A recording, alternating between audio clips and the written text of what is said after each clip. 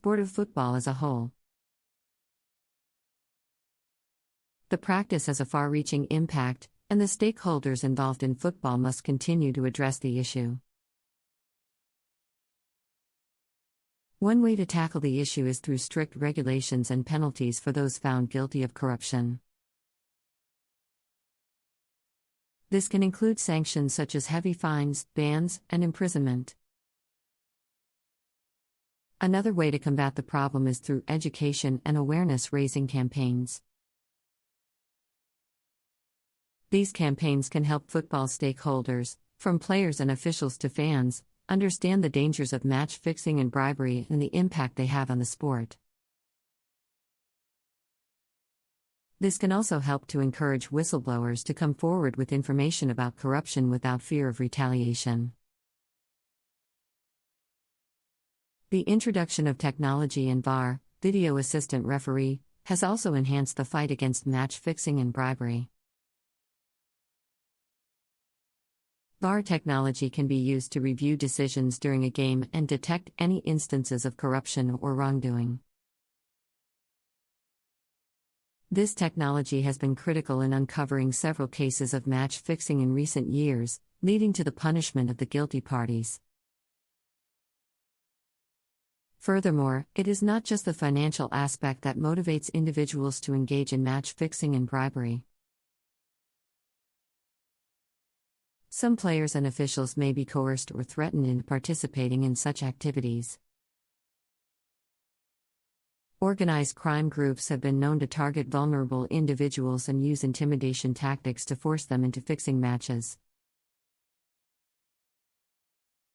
This not only endangers the safety of those involved but also perpetuates the culture of corruption in football. Moreover, the effects of match fixing and bribery extend beyond the World Cup and the sport of football. These activities have broader implications for society, including the potential loss of jobs and the negative impact on the economy. The public's trust in the sport is undermined when corruption is allowed to go unchecked, and this can lead to disillusionment and disengagement from the game. Therefore, it is essential that football authorities and governments work together to combat match fixing and bribery. This includes strengthening legal frameworks and implementing strict penalties for those found guilty of corruption. Authorities must also work to identify and dismantle organized crime groups involved in match fixing and bribery. Football stakeholders must also take steps to ensure transparency and accountability in their organizations. This includes improving the governance structures of football clubs and associations and encouraging greater collaboration between stakeholders in the fight against corruption. In addition to regulating the football industry itself, governments and policymakers can also contribute to the fight against corruption by implementing policies and laws that promote transparency and accountability. This can include measures to increase transparency in the financial sector, as well as implementing more stringent regulations around online gambling and sports betting. Finally, football fans have an important role to play in combating match fixing and bribery. They can assist in reporting suspicious behavior and can use their collective voice to put pressure on authorities to take action against corruption in football.